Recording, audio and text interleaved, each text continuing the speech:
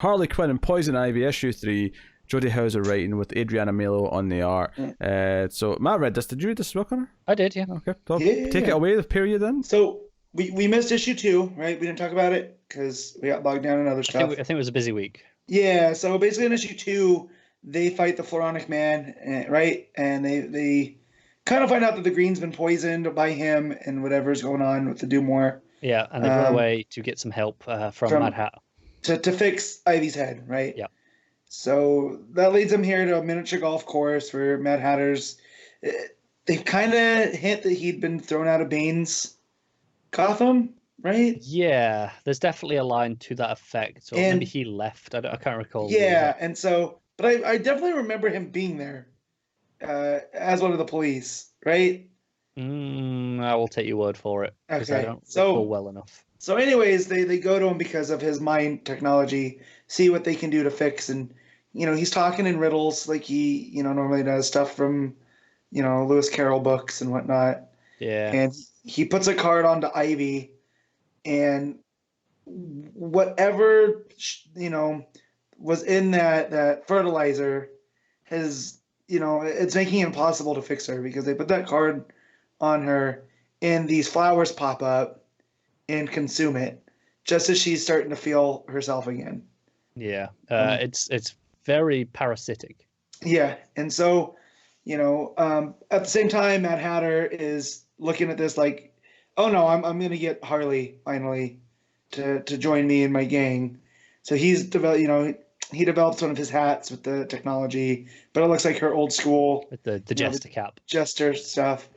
At the same, while that's going on, there's a really great layout when Harley confronts him and he pulls out a card and the layout is like a playing card where you have the number in both corners, and then the rest of it across the middle, and the page is laid out like that, and it's kind of gorgeous. Yeah, and I will say about normally I say like, look, I love Ivy, right? She's one of my favorite characters.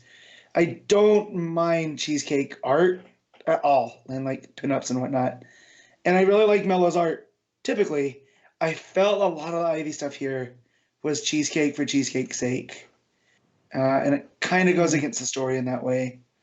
This is supposed to be, Harley and Ivy, doing stuff for themselves. What's interesting is I actually think any of the panels where Ivy is with Harley, it's not at all cheesecake. No.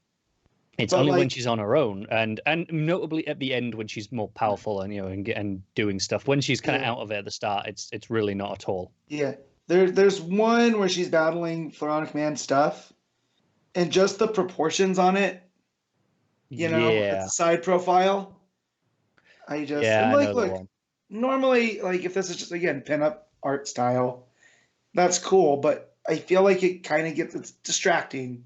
It's what's the word I'm looking for? Gratuitous, I guess. Sure. And normally I don't want to complain about this type of stuff, but it's far from the worst I've seen. I think for me, it's interesting that it seems to be happening when she's kind of doing something powerful. Whenever it's just normal shots of her and Harley, or when she's out of it. So it kind of feels like a power play in the way that it's drawn in that regard. Maybe. Don't know if maybe I'm just defending it too much here, but it's just the way it felt to me. Typically, there it's good. That's my one takeaway. It gets a little too cheesecakey in parts. Even some of the stuff with Harley, just the way she's drawn. I mean, but yeah, not a normal complaint for me, but just looking at Ivy and some of these. Yeah. Maybe I'm just protective of Ivy. I don't know. Maybe. But yeah, like I say, Florent Man actually manages to send things after them. From quite the distance that kind of worries Ivy. She snaps out of it a little bit to fight them. Yeah, and so what gets me there too is that it's almost like whatever Lex used for fertilizer to send, is what's also powering Floronic Man. Because it seems like these flowers are what's causing her issues, right? Because she keeps be able to touch the green, and she feels fine. When she can communicate with the green, it's fine. It's when that connection is disrupted is when she feels weak and whatnot. But yeah, so she finds that Harley finds that the Floronic Man has sent these people, and they're going to work with Hatter to bring him Ivy. And so, Harley ends up fighting them. That's how she gets taken. And the Jester hat gets put on her. And Ivy breaks through to settle the score with Mad Hatter. And she's pissed. But she decides not to kill him because Harley's like, hey, we can't kill people anymore. Right, we're trying to do this hero thing. Yeah. So she gives him a kiss, right? But in that pheromone way where she tells him, never stop planting things here until I tell you to stop. Yeah. So, and then they leave.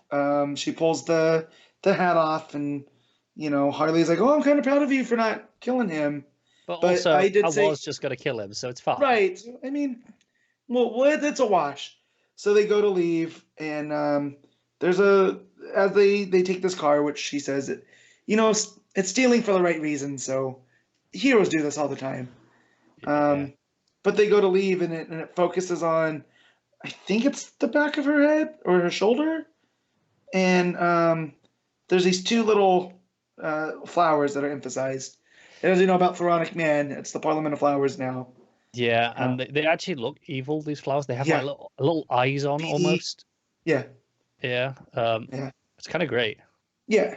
So, but no, it's very enjoyable. It's a nice, light, fun book. It's such a fast read, this issue in particular. I found very enjoyable. Like, and the art flows so well. I know Matt mentioned those critiques, but it's, it pops, it flows. It's got a real pace to it. And Mello and Hauser make a really good team.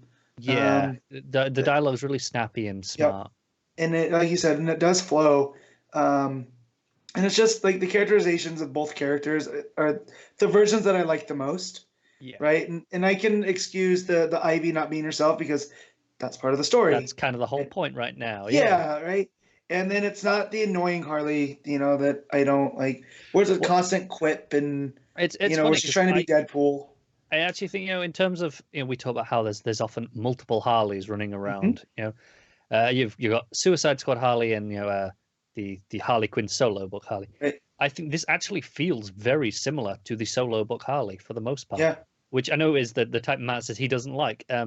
This is like half a step removed from that at most. It's so similar. It's way more on that end compared to the Suicide Squad stuff. Well, she's not mugging at the camera, breaking the fourth wall.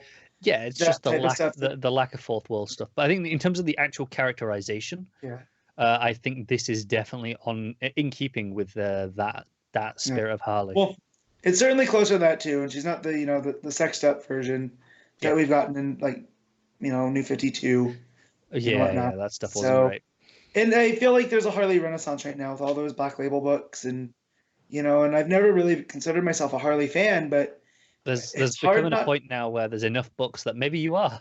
Well, yeah, there's versions of it that I do like, but I was gonna say when she teams with Ivy, it's usually a positive for both of them, that they both play off of each other really well, and Hauser's using that strength here because that's what this is. It's a buddy road type story where they're gonna get Ivy fixed when Harley will do whatever it takes. So, but yeah, I'm glad I got caught up with this one. Yeah, me too. It's an enjoyable read. So, what's you rating it, Connor? I'm giving this a straight 8 out of 10. Okay. Really enjoyed it. I'll give it a 7.5 just for the art reasons that I got distracted by. So, but still good nonetheless.